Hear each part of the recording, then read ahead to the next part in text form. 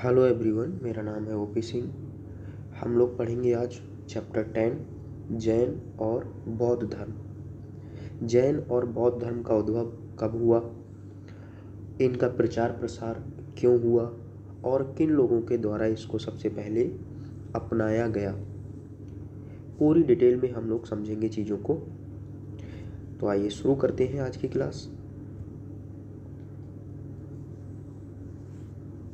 कहानी शुरू होती है ईसा पूर्व 6ठी सदी के उत्तरार्ध से। ईसा पूर्व 6ठी सदी के उत्तरार्ध में मध्य गंगा के मैदानों में अनेक धार्मिक संप्रदायों का उदय हुआ। मध्य गंगा का मैदान पूर्वी उत्तर प्रदेश और बिहार का हिस्सा। इस युग के करीब 62 धार्मिक संप्रदाय ज्ञात हैं। कितने? कुल लगभग 62 धार्मिक संप्रदायों का उदय हुआ इस समय। इनमें से कई संप्रदाय पूर्वोत्तर भारत में रहने वाले विभिन्न समुदायों में प्रचलित धार्मिक प्रथाओं और अनुष्ठान विधियों पर आधारित थे। धार्मिक प्रथाओं पर और अनुष्ठान विधियों पर इनमें जैन और बौद्ध संप्रदाय सबसे महत्व के थे और ये दोनों धार्मिक सुधार के परम शक्तिशाली आंदोलन के रूप में उभर कर सामने आए। मतलब लगभग 62 धार्मिक संप्रदाय थे मध्य गंगा के मैदान में, जिनका उद्भव हुआ 6ठी सदी के उत्तरार्ध में। अब इसमें जो सबसे मेन और मुख्य थे जैन और बौद्ध धर्म, जो सामने निकल के आए। वैदिक उत्तर काल में, वैदिक उत्तर काल से आप समझते हैं मतलब 600 ईसा पूर्व से लेकर 1500 से 600 ईसा पूर्व का जो काल है वो वैदिक काल कहलाता है आपका। तो वैदिक काल के बाद वैदिक उत्तर काल बोलते हैं इसे। वैदिक उत्तर काल में समाज स्पष्टता 4 वर्णों में विभाजित था: ब्राह्मण, क्षत्रिय, वैश्य और शूद्र। हर वर्ण के अलग अलग कर्तव्य निर्धारित थे। इस पर जोर दिया जाता था कि वर्ण जन्म मूलक है और 2 उच्च वर्णों को कुछ विशेष अधिकार दिए गए। क्या समझा जाता था? जन्म मूलक वर्ण है वो क्या है? जन्म मूलक है। इसका अर्थ ये है कि अगर कोई ब्राह्मण में पैदा हुआ तो ब्राह्मण होगा, अगर कोई क्षत्रिय में पैदा हुआ तो क्षत्रिय। मतलब जन्म से ही उसे वही मान लिया जाएगा वो जिस वर्ण में पैदा होगा। इसको बोलते हैं जन्म मूलक।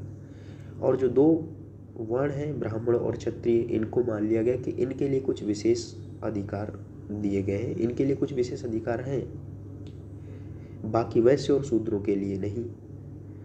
ब्राह्मण, जिन्हें पुरोहितों और शिक्षकों का कर्तव्य सौंपा गया था, समाज में अपना स्थान सबसे ऊंचा होने का दावा करते थे।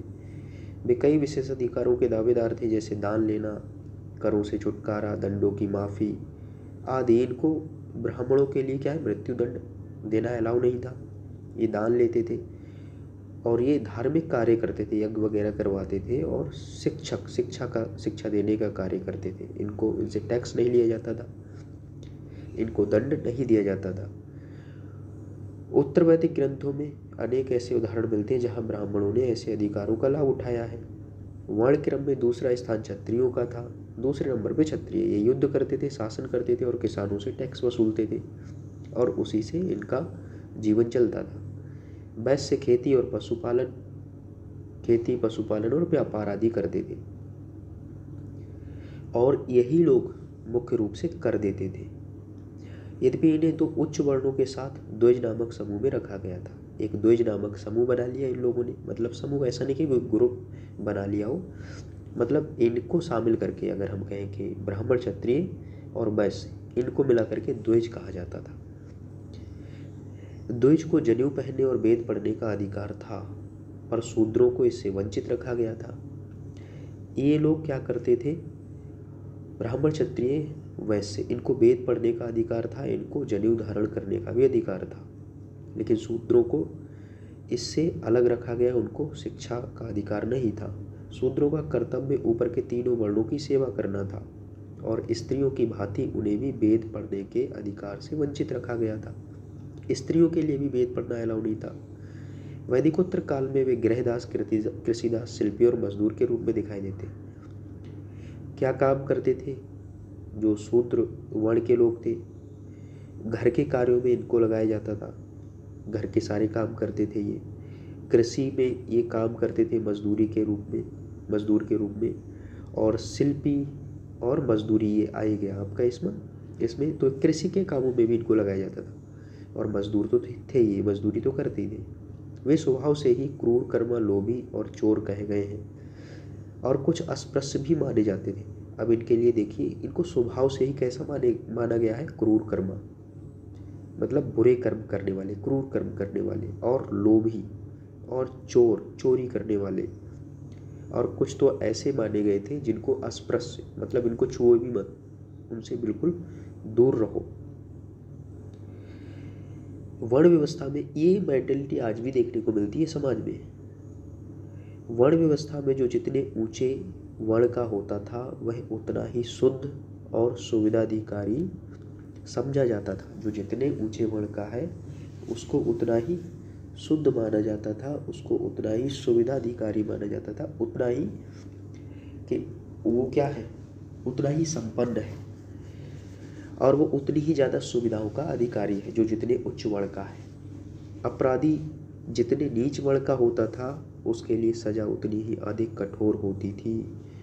ये स्वाभाविक ही था कि इस तरह के वर्ण विभाजन वाले समाज में तनाव पैदा हो।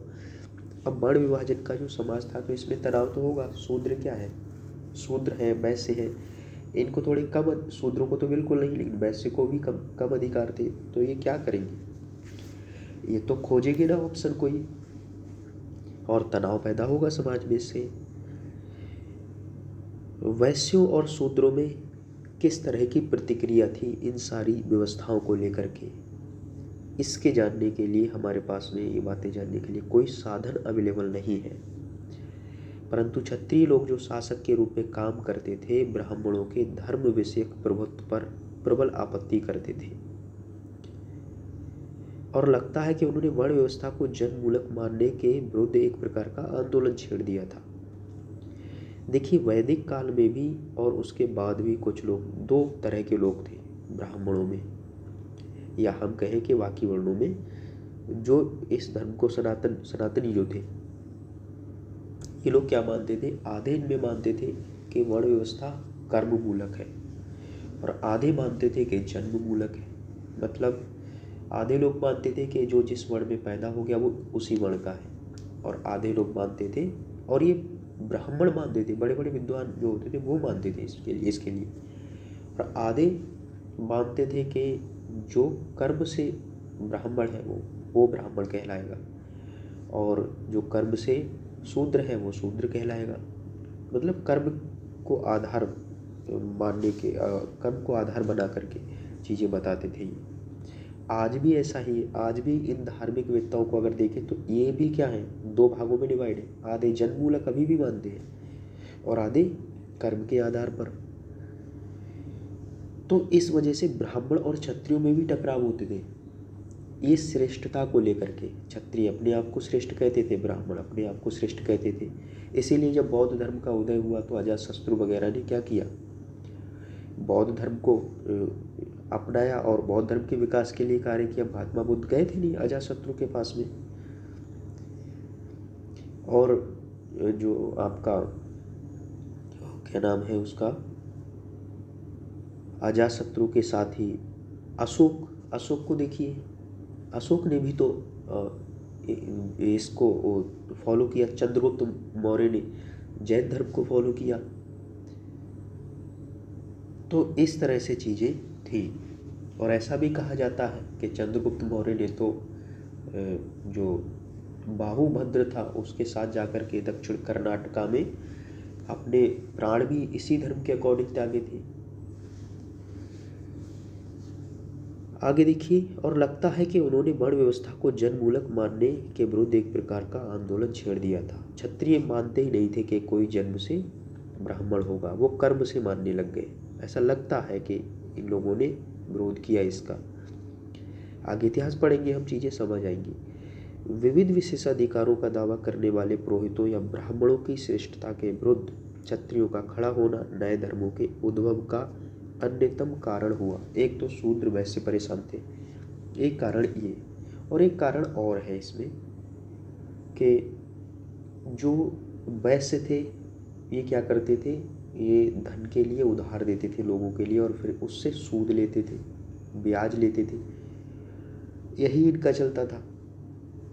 तो इन लोगों को भी अच्छा नहीं माना जाता था, ब्राह्मण अच्छा नहीं मानते थे। और ये सूद पर जीने वाले लोग ये कहे जाते थे, तो इनको अलग नज़र से देखा जाता था। तो ये भी एक कारण था। जैन धर्म के संस्थापक वर्धमान, महावीर और बौद्ध धर्म के संस्थापक गौतम बुद्ध दोनों क्षत्रिय वंश के थे और दोनों ने ब्राह्मणों की मान्यता को चुनौती दी। ये लोग क्षत्रिय वर्ण के थे, इस वजह से भी इनके धर्मों को लोगों ने प्रमोट किया। परंतु इन धर्मों के उद्भव का यथार्थ कारण है पूर्वोत्तर भारत में नई कृषि मूलक अर्थव्यवस्था का विस्तार। सबसे महत्वपूर्ण इनका कारण क्या है, यथार्थ मतलब सही कारण है पूर्वोत्तर भारत में नई कृषि मूलक अर्थव्यवस्था का विस्तार। यहाँ ये डेल्टाई क्षेत्र है या फिर हम कहें गंगा और ब्रह्मपुत्र का क्षेत्र है, तो यहाँ पर मिट्टी उपजाऊ है और इस वजह से यहाँ कृषि का विकास हुआ। और कृषि किसी भी अर्थव्यवस्था की रीढ़ होती है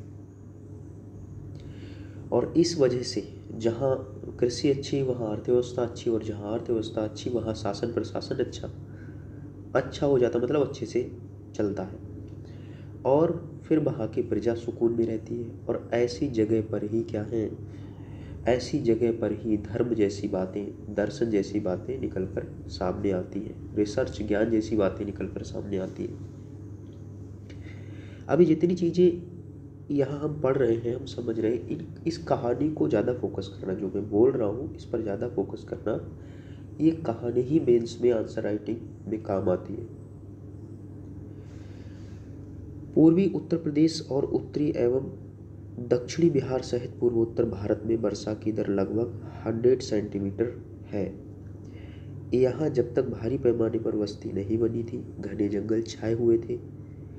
ऐसे घने जंगलों को साफ करना लोहे की कुल्हाड़ी के बिना संभव नहीं था। लोहे का आविष्कारक आर्यों को माना जाता है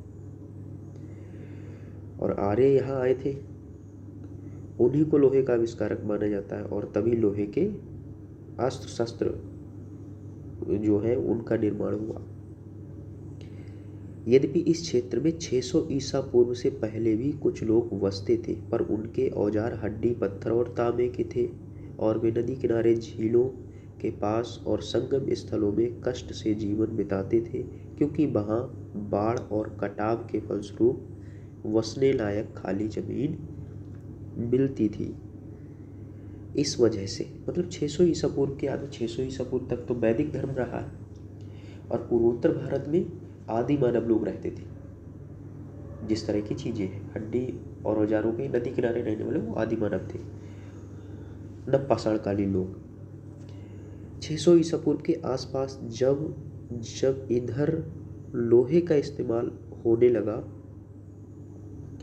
मध्य गंगा के मैदानों में लोग भारी संख्या में बसने। जब लोहे का इस्तेमाल हुआ, कुल्हाड़ी मिल गई लोहे की, तो पेड़ों को काटना संभव हो गया।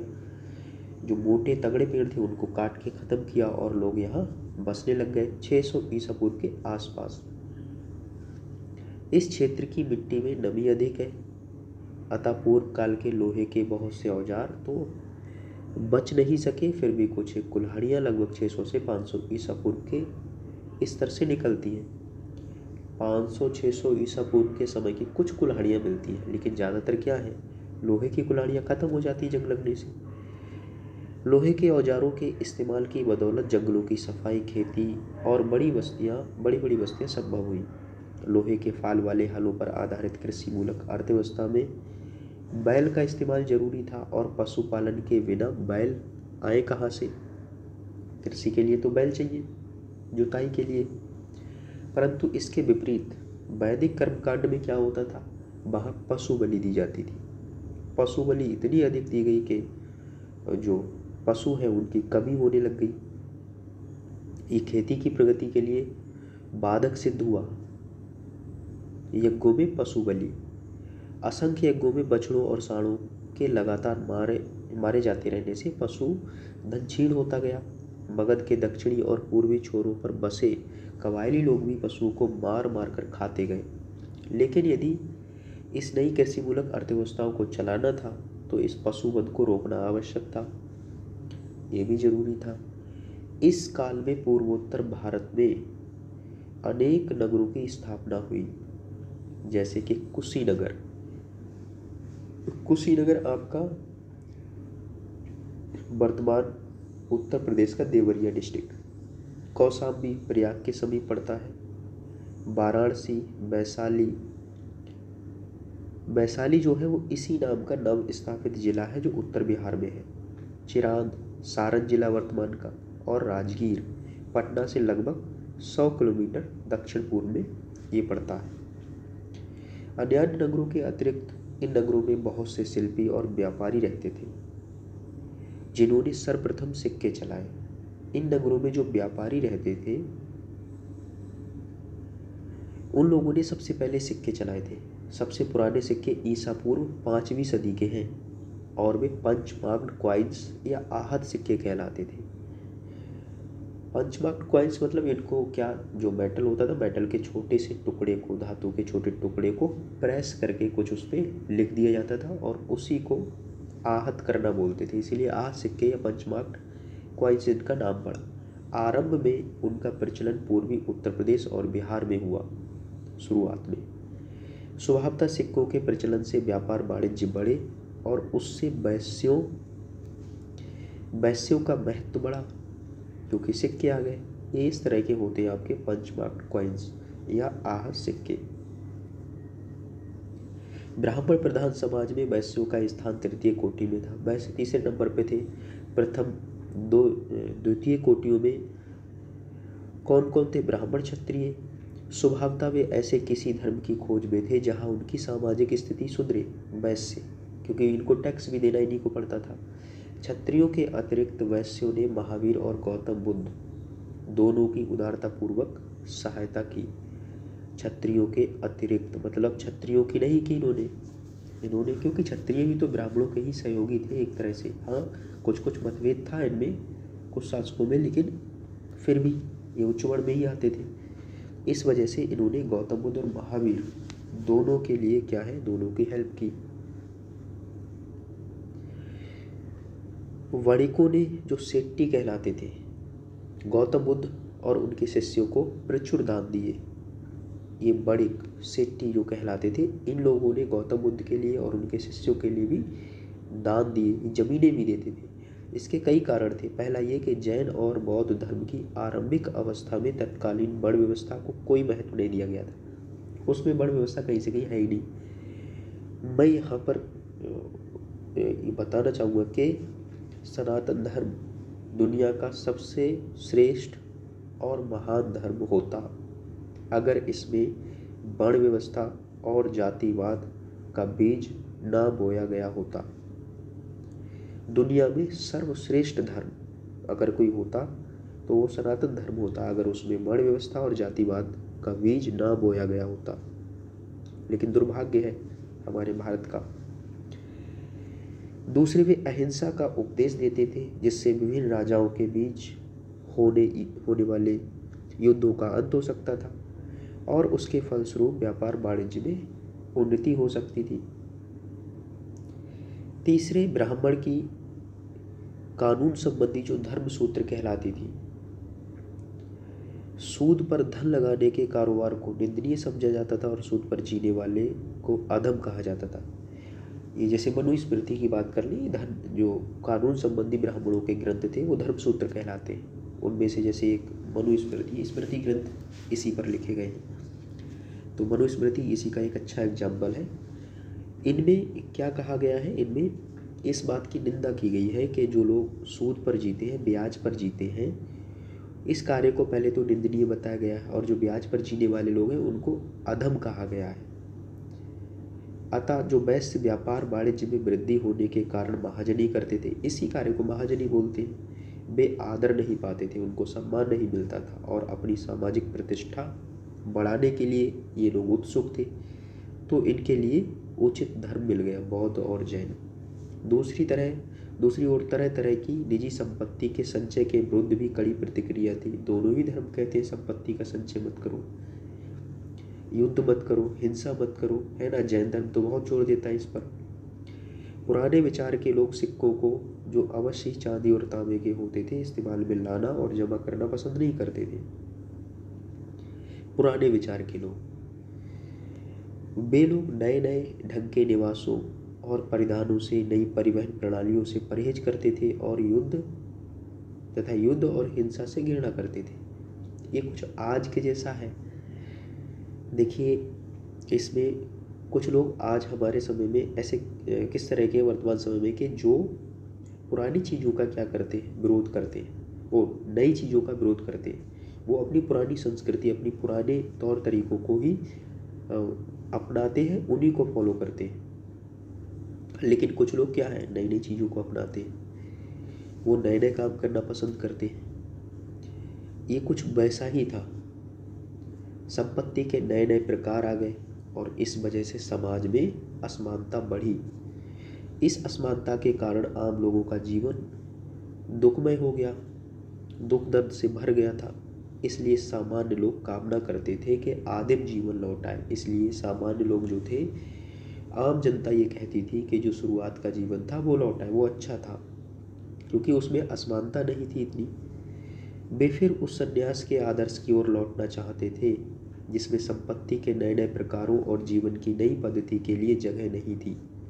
संन्यास के वे आदर्श जिसमें संपत्ति के नए नए प्रकारों के लिए और जीवन की नई पद्धति के लिए कोई जगह नहीं थी, उसी में लौट जाना चाहते थे लोग।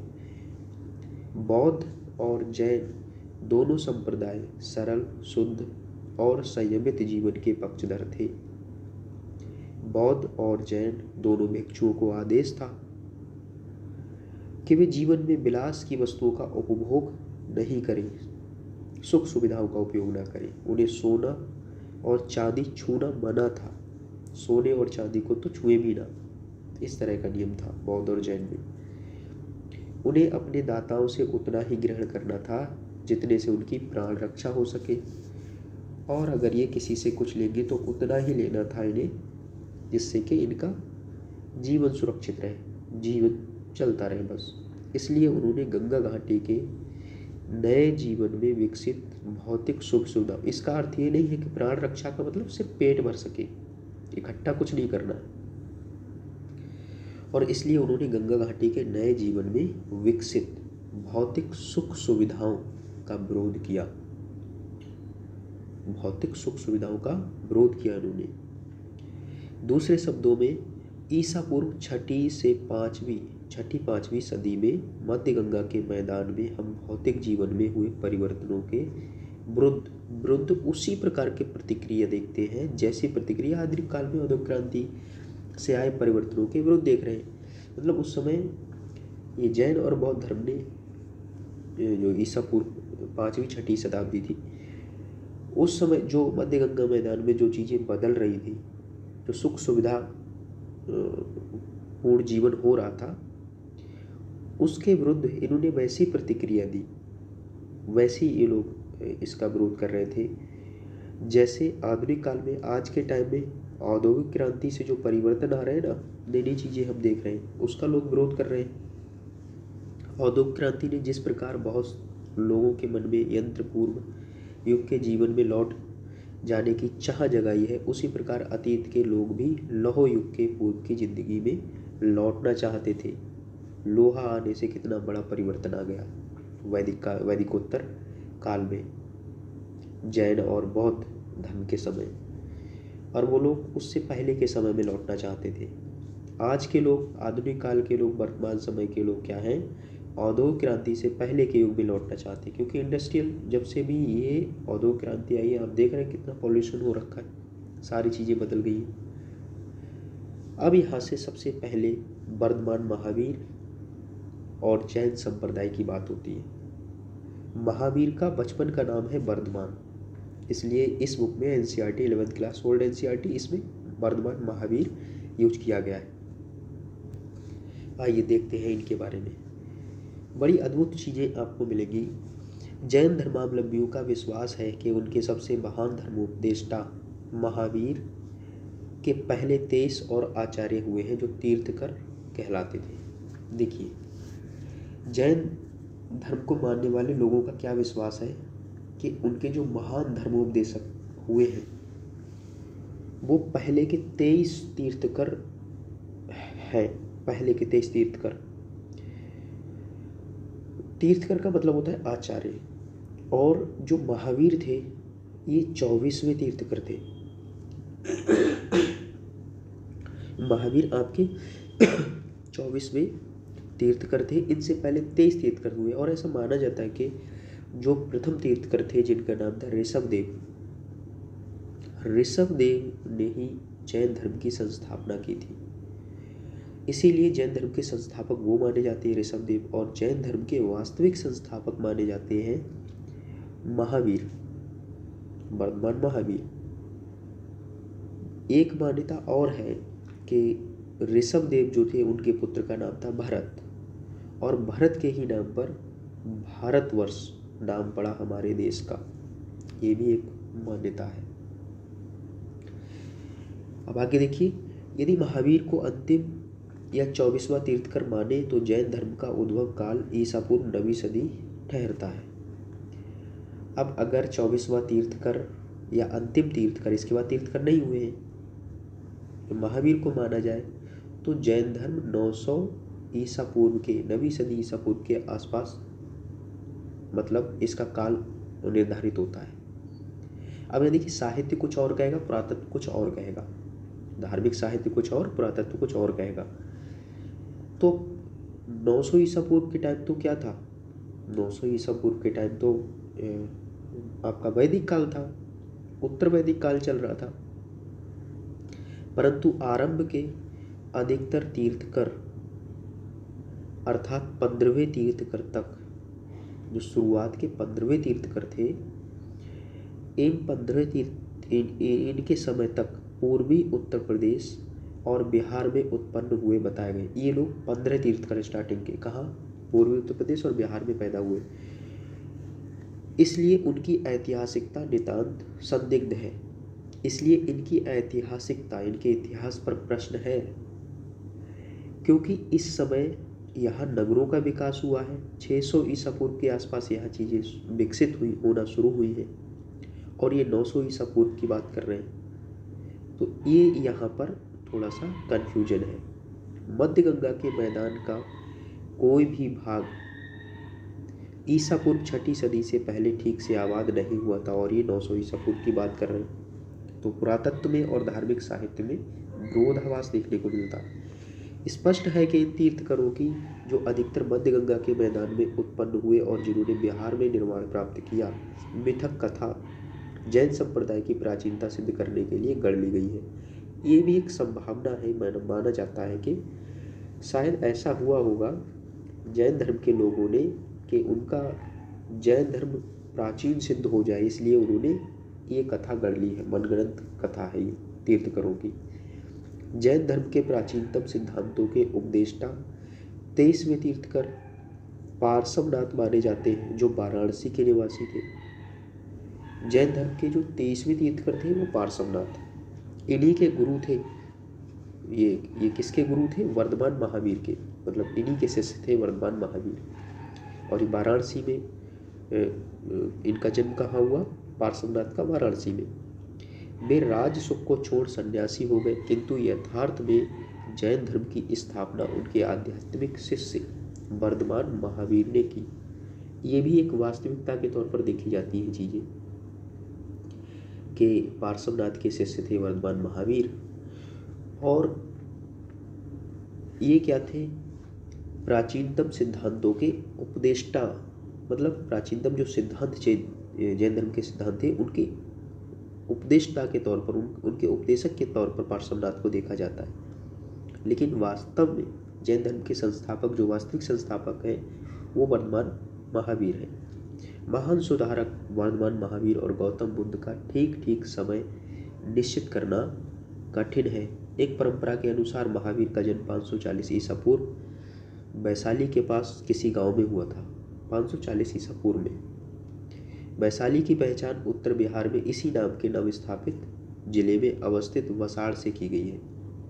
बिहार में एक जिला है वैशाली के नाम से, उसमें एक जगह है वसाड़, तो उसकी पहचान वैशाली की पहचान वसाड़ से की गई है। माना जाता है कि यहीं जन्म हुआ था, वसाड़ में ही जन्म हुआ था महावीर का 540 ईसा पूर्व में। तो वर्धमान महावीर के पिता सिद्धार्थ क्षत्रिय कुल के प्रधान थे।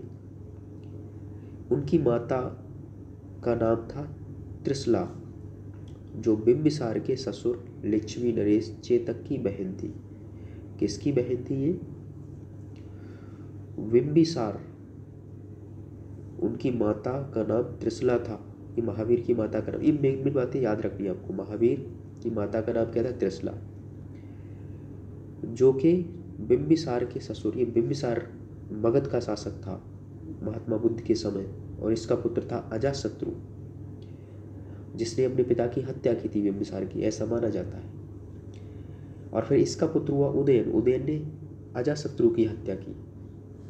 तो बिंबिसार जो था, इसके ससुर जो कि लिच्छवी के शासक थे, लिच्छवी उस समय का एक जैसे अवंती था राज्य ऐसे ही था, तो लिच्छवी के शासक थे चेतक, उनकी बहन थी त्रिशला, और वो के जो सिद्धार्थ थे महावीर के पिता, उनकी पत्नी थी। तो महावीर के पिता का नाम सिद्धार्थ, महावीर की माता का नाम त्रिशला। इस प्रकार महावीर के परिवार का संबंध मगध के राज परिवार से था। उच्च कुलों से संबंध रखने के कारण अपने धर्म प्रसार के क्रम में उन्हें राजाओं और राज सचिवों के साथ संपर्क करना आसान हुआ। आरंभ में महावीर गृहस्थ जीवन में थे, किंतु सत्य की खोज में वे 30 वर्ष की अवस्था में सांसारिक जीवन का परित्याग करके यति हो गए, सन्यासी हो गए। यति का मतलब सन्यासी, 30 वर्ष की अवस्था में, और 12 साल तक ये इधर उधर भटकते रहे। एक गांव में ही पहुँचे, एक गांव में ये 1 दिन रुकते थे और शहर में ही 5 दिन रुकते थे, और अपने उपदेश दे करके निकल लेते थे, मतलब जो भी इनको होता था। तो 12 वर्ष तक ही ऐसे ही भटकते रहे, चीज़ों को देखते रहे। कहा जाता है कि अपनी 12 साल की लंबी यात्रा के दौरान उन्होंने एक बार भी अपने वस्त्र नहीं बदले। ऐसी मान्यता है कि उन्होंने 12 साल में एक बार भी कपड़े नहीं बदले। और जब 42 वर्ष के हो गए और उनको क्या है, कैवल्य प्राप्त हो गया, कैवल्य मतलब ज्ञान की प्राप्ति हो गई, तब उन्होंने वस्त्रों का त्याग ही कर दिया। कैवल्य द्वारा उन्होंने सुख दुख पर विजय प्राप्त की।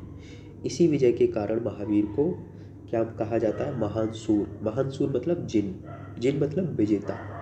विजेता मतलब जिसने अपनी इंद्रियों को जीत लिया हो, उसको जिन बोलते हैं। कौशल, मगध, मिथिला, चंपा आदि प्रदेशों में घूम घूम कर वे अपने धर्म का प्रचार 30 वर्षों तक करते रहे। 30 सालों तक इन्होंने कौशल, मगध, मिथिला, चंपा इन सभी प्रदेशों में घूम घूम के प्रचार किया।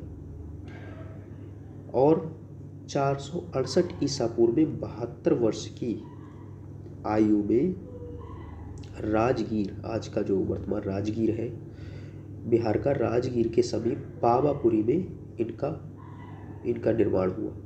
दूसरी परंपरा कहती है कि उनका देहांत 527 ईसा पूर्व में हुआ, लेकिन पुरातात्विक साक्ष्य के आधार पर उन्हें निश्चित रूप से 6ठी शताब्दी ईसा पूर्व में नहीं रखा जा सकता।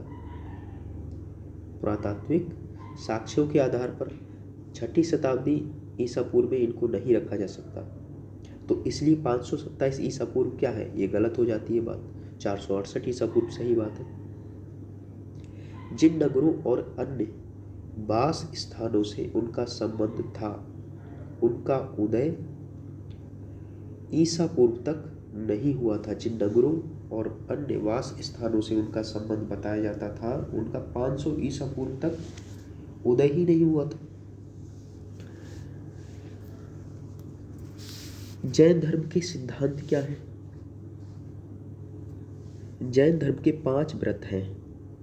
अहिंसा, अहिंसा का मतलब हिंसा ना करना, लड़ाई ना करना, लड़ना नहीं। अमृसा, अमृसा का मतलब है झूठ ना बोलना। अचौर्य, अचौर्य का मतलब है चोरी ना करना। और अपरिग्रह का मतलब है संपत्ति अर्जित नहीं करना। एक और है इसमें 5वां, ब्रह्मचर्य, इंद्रिय निग्रह या इंद्रियों पर विजय प्राप्त कर लेना।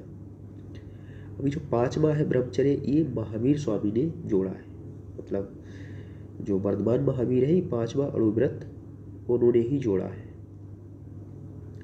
जैन धर्म में अहिंसा या किसी प्राणी को ना सताने के व्रत को सबसे अधिक महत्व दिया गया है। कभी कभी इस व्रत के विचित्र परिणाम दिखाई देते हैं, जैसे कुछ जैन धर्मावलंबी राजा पशु की हत्या करने वालों को फांसी पर चढ़ा देते थे। जो जैन धर्म को फॉलो करने वाले थे, अगर कोई पशु वध करता था तो उसको फांसी लगा देते थे शासक। महावीर के पूर्व तीर्थकर पार्श्वनाथ ने तो अपने अनुयायियों को निचले और ऊपरी अंगों को वस्त्र से ढकने की अनुमति दी थी, पर महावीर ने वस्त्र का सर्वथा त्याग करने का आदेश दे दिया। इसका आशय ये था कि वे अपने अनुयायियों के जीवन में और भी अधिक संयम लाना चाहते थे। पार्श्वनाथ कहते थे कि ऊपर और नीचे वस्त्र आप पहनिए, और महावीर ने क्या किया, महावीर ने वस्त्र त्याग को कहा कि आप वस्त्र त्याग करके रहिए। इससे ये समझते थे कि जो सन्यासी है वो कैसे हो जाएंगे और अधिक संयमित हो जाएंगे। इसके चलते बाद में जैन धर्म 2 संप्रदायों में विभक्त हो गया था। श्वेतांबर जो श्वेत वस्त्र, सफ़ेद कपड़े धारण करने वाले लोग थे, श्वेत वस्त्र, और दूसरे दिगंबर जो नग्न रहने वाले लोग थे।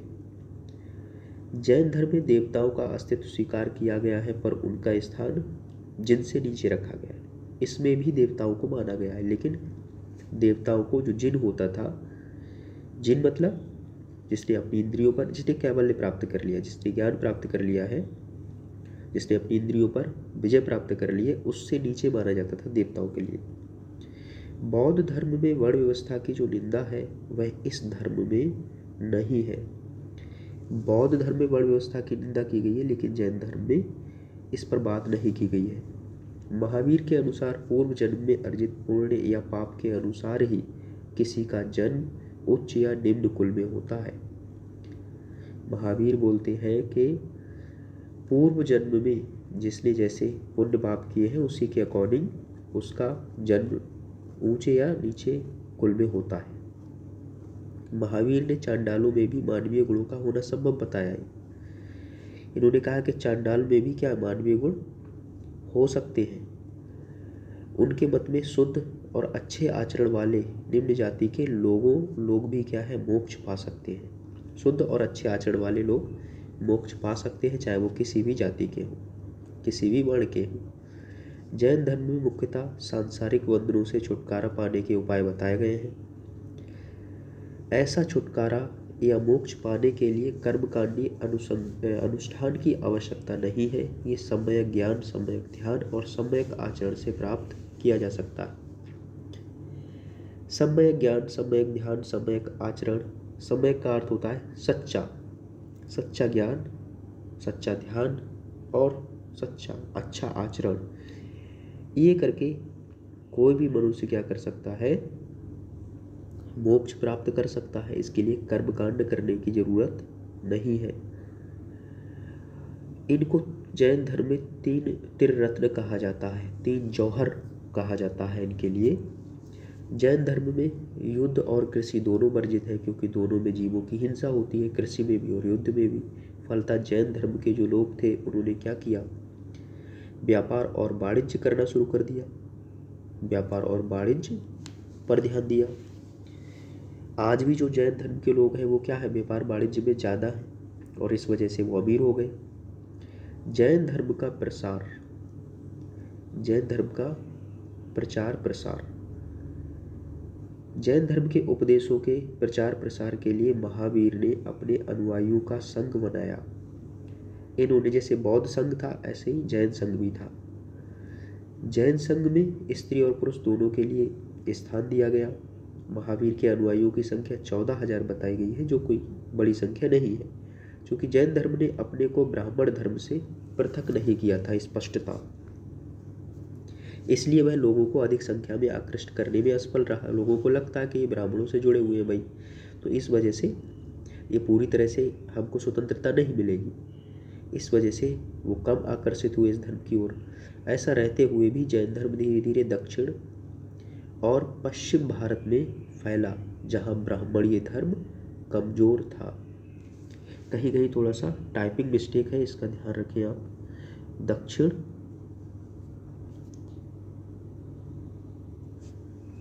तो ऐसा रहते हुए भी जैन धर्म धीरे धीरे दक्षिण और पश्चिम भारत में फैला, जहां ब्राह्मणीय धर्म कमजोर था। इन क्षेत्रों में ब्राह्मण धर्म कमजोर था तो जैन धर्म का प्रसार अच्छा हुआ। एक परवर्ती परंपरा के अनुसार कर्नाटक में जैन धर्म का प्रचार सम्राट चंद्रगुप्त मौर्य, जो 322 से 298 ईसा पूर्व तक शासन किया था, मगध का सम्राट था ये, मौर्य साम्राज्य के दौरान। इसी ने मौर्य साम्राज्य की संस्थापना की थी चाणक्य की सहायता से। तो इसने किया कर्नाटक में। चंद्रगुप्त मौर्य ने जैन धर्म को अपना लिया, राज्य को त्याग दिया और अपने जीवन के अंतिम वर्ष में जैन साधु होकर कर्नाटक में जैन धर्म का प्रचार करते हुए बिताए। लेकिन इस परंपरा की पुष्टि अन्य किसी स्रोत से नहीं होती है, अन्य कोई स्रोत ऐसा नहीं है। जैन जो स्रोत है ना, वहाँ से इसके बारे में पता चलती है। और आपको बता दें कि ये चंद्रगुप्त मौर्य जब था, इसको मान्यता है कि माना जाता है कि चंद्रगुप्त मौर्य ने जैन धर्म के अनुसार अपने प्राणों का त्याग उपवास रह करके किया था। और कहाँ किया था, तो एक पहाड़ी का जिक्र आता है, चंद्रगिरी पहाड़ी। चंद्रगिरी पहाड़ी पर इसने अपने प्राणों का त्याग किया था उपवास के द्वारा। दक्षिण भारत में जैन धर्म के फैलने का दूसरा कारण ये बताया जाता है कि महावीर के निर्वाण के 200 वर्ष बाद, जब महावीर की मृत्यु हुई तो उसके 200 वर्ष बाद मगध में भारी संख्या में अकाल पड़ा। अकाल 12 वर्षों तक रहा, अतः बहुत से जैन बाहुभद्र या भद्रबाहु भी नाम मिलता है इनका कहीं कहीं, के नेतृत्व में प्राण बचाने के लिए दक्षिणापथ चले गए। शेष जैन लोग स्थल बाहु के नेतृत्व में मगध में ही रह गए। प्रवासी जैनों ने दक्षिण भारत में जैन धर्म का प्रचार किया। अकाल समाप्त होने पर जब वे मगध लौट आए तो स्थानीय जैनों से उनका मतभेद हो गया। अब जब लौट के आए, का समाप्त होने पर ये मगध, तब यहाँ के जो लोग थे, जो स्थल बाहु के नेतृत्व वाले लोग थे मगध में, उनसे मतभेद हो गया इनका। दक्षिण से लौटे जैनों का दावा था कि अकाल की अवधि में भी उन लोगों ने अपने धार्मिक नियमों का पालन किया है, लेकिन जो मगध में रहे उन्होंने नियमों का पालन नहीं किया और वे शिथिल हो गए। इस मतभेद को दूर करने के लिए और जैन धर्म के मुख्य उपदेशों को संकलित करने के लिए पाटलिपुत्र, आधुनिक नाम इसका पटना है, पटना को ही पाटलिपुत्र बोलते थे उस समय, तो पाटलिपुत्र मतलब पटना में एक परिषद का आयोजन किया गया। लेकिन दक्षिणी जैनों ने, जो बाहुभद्र के साथ दक्षिण गए थे कर्नाटक, उन लोगों ने इस परिषद का बहिष्कार किया और इसके निर्णय जो थे उनको नहीं माना। और इस कारण से जो दक्षिण से लौट के आए थे वो लोग क्या कहलाए, तब से दक्षिणी जैन दिगंबर कहलाए और मगध के जैन श्वेतांबर। तो अब आप समझ लीजिए, यहाँ से जो दक्षिण से दक्षिण गए थे या दक्षिण से लौट के आए थे, दा से दक्षिण और दा से दिगंबर, तो दक्षिण से लौटने वाले दिगंबर कहलाए और जो मगध में रह गए थे वो श्वेतांबर। दिगंबर नग्न रहते थे, श्वेतांबर वस्त्र धारण करते थे, श्वेत वस्त्र। अकाल होने की परंपरा बाद की है और ये संदेहास्पद मानी जाती है। अब ये फिर से वही चीज़ आ गई कि अकाल होने की जो परंपरा है वो बाद की बात मानी जाती है। इस वजह से इस पर भी संदेह किया जाता है, किंतु इसमें कोई संदेह नहीं है कि जैन 2 संप्रदायों में बट गए थे। जैन 2 संप्रदायों में बट गए, ये बिल्कुल सही बात है, परंतु कर्नाटक में जैन धर्म के फैलने का पुरातात्विक साक्ष्य ईसा की 3री सदी से पहले का नहीं मिलता है। कर्नाटक में जैन धर्म के फैलने का जो पुरातात्विक साक्ष्य है, मतलब जो वस्तुएं मिली हैं, जो पुरातात्विक स्रोत मिले हैं, उससे ये सिद्ध होता है कि ईसा पूर्व 3री सदी से पहले का नहीं है। मतलब ईसा पूर्व 3री सदी के आसपास यहाँ जैन धर्म का प्रसार हुआ है, उससे पहले नहीं। बाद की सदियों में, विशेषकर 5वीं सदी में कर्नाटक में बहुत सारे जैन मठ स्थापित हुए जो वसदी कहलाते थे और उनके भरण पोषण के लिए उन्हें राजाओं से भूमिदान मिले कलिंग या उड़ीसा में जैन धर्म का प्रचार ईसा पूर्व 4वीं सदी में हुआ। कलिंग को उड़ीसा भी बोलते हैं, आज के टाइम में ओडिशा बोलते हैं, उड़ीसा भी नहीं। इसका नाम उस समय कलिंग था। तो यहाँ जैन धर्म का प्रचार ईसा पूर्व 4वीं सदी में हुआ और ईसा पूर्व 1ली सदी में इसे आंध्र और मगध के राजाओं को पराजित करने वाले कलिंग नरेश खारवेल का संरक्षण भी मिला था। आंध्र और मगध के राजाओं को पराजित करने वाला शासक कलिंग का शासक था खारवेल। इसी को अशोक ने, मगध का जो सम्राट था अशोक, देखिए चंद्रगुप्त मौर्य का पुत्र था बिंदुसार और बिंदुसार का पुत्र था अशोक ने बाद में फिर इसको खारवेल के लिए, जो कलिंग का शासक था, इसको हराया था कलिंग युद्ध के नाम से जो इतिहास में जाना जाता है। और यहीं से उसने क्या किया, बौद्ध धर्म को अपनाया और यहीं से क्या है, हिंसा का त्याग किया अशोक ने। तो इसने भी संरक्षण दिया जैन धर्म के लिए।